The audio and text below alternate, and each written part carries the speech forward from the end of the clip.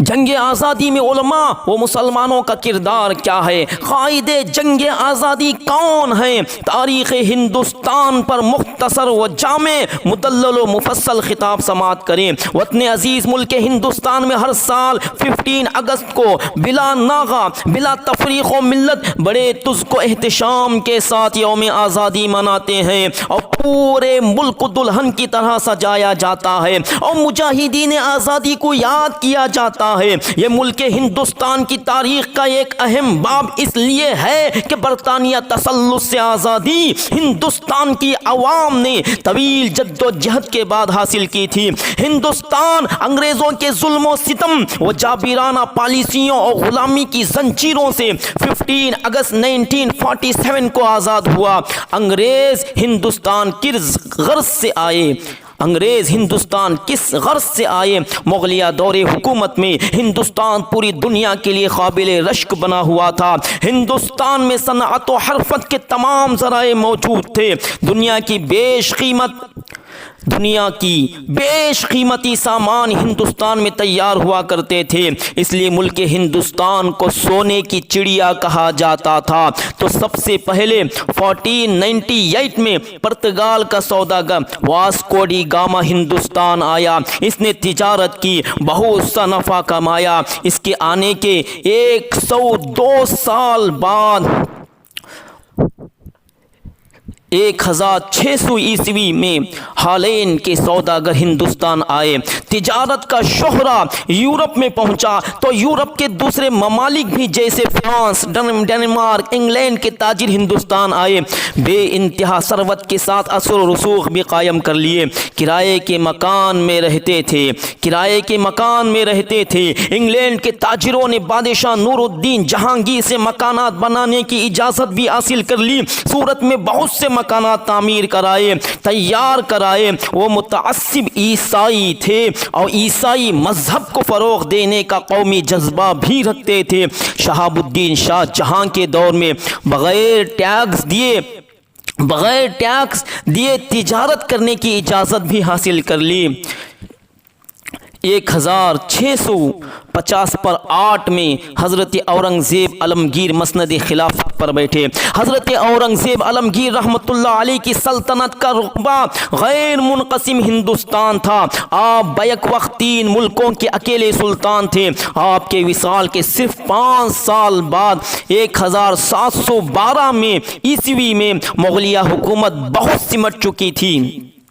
بعد الگ الگ حکومتیں قائم ہو گئی۔ پورا ہندوستان ٹکڑوں میں بٹ چکا۔ اس وقت انگریزوں کو حکومت کرنے کا حوصلہ پیدا ہوا۔ انگریزوں نے اپنی پرانی چال لڑاؤ اور حکومت کرو پر عمل کر کے انگریزوں نے 1856 عیسوی میں پورے ہندوستان پر قبضہ کر لیا۔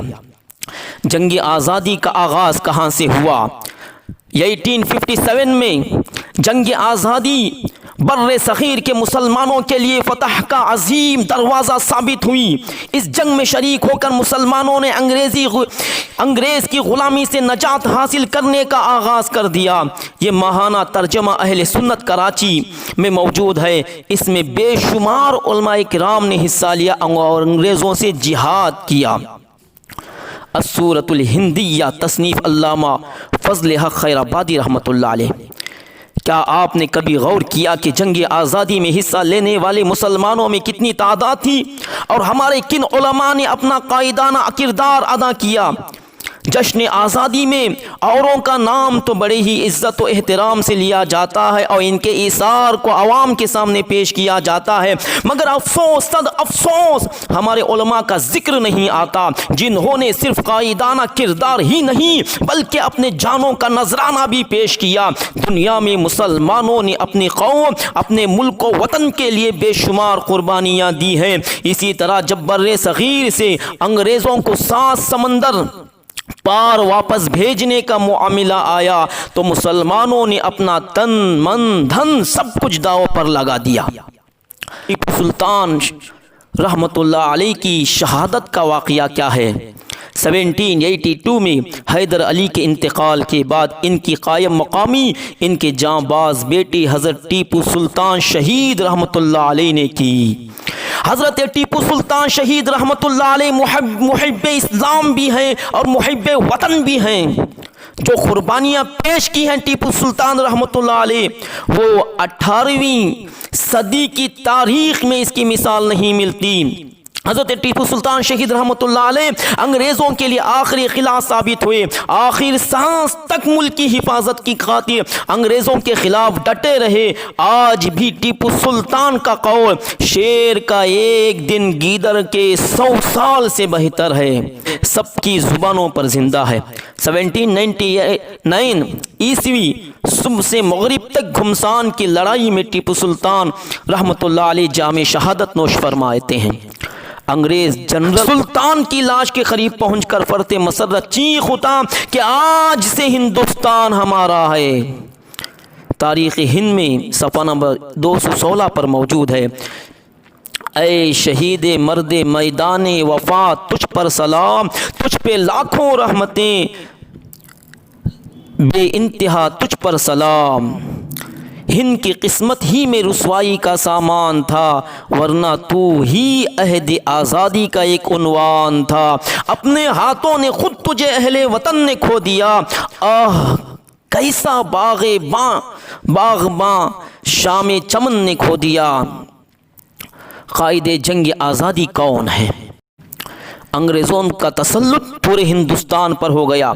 ہندوستان کی آزادی کے لیے ہر قوم جد و جہد میں لگی تھی، مگر سب سے پہلے پہل کون کرے گا؟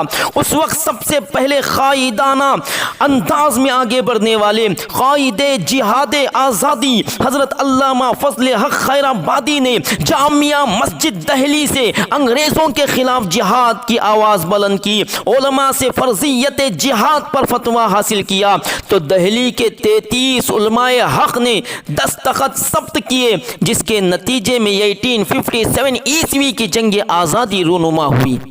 جسے انگریزوں نے غدر کہا، لاکھوں مسلمانوں نے اپنا خون نظر کر کے حب الوطنی کا ثبوت پیش کیا، ہزاروں کی تعداد میں علماء شہید کیے گئے، لاکھوں کی تعداد میں مجاہدین سولی پر لٹکائے گئے۔ جب ہمارا ملک آزاد ہوا، اب ہماری تاریخ مسخ کر دیا گیا، اسے بگاڑ کر عوام کے سامنے پیش کیا گیا، تاریخ کو محدود کر دیا گیا۔ وہ مجاہدین جنہوں نے آزادی کا علم بلند کیا تھا، ان کے نام تک مٹاتی۔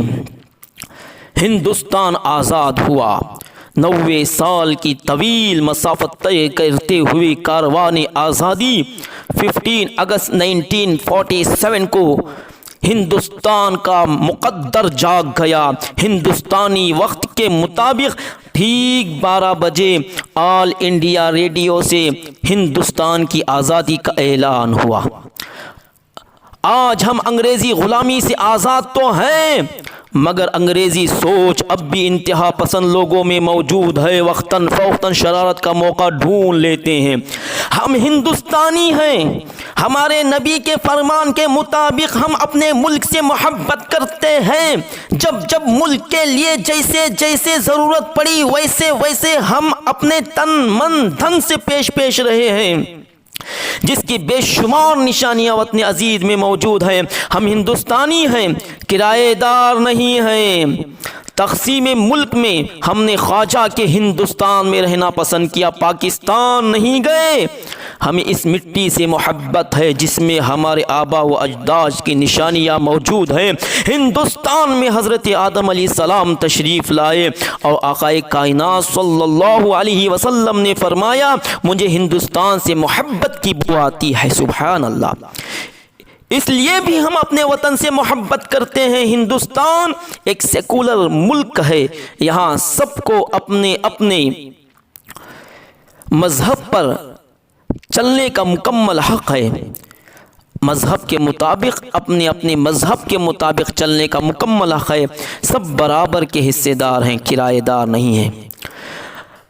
ہم شہیدان جنگ آزادی کو خراج تحسین پیش کرتے ہیں، جن کی قربانیوں سے آج ہم آزاد ہیں۔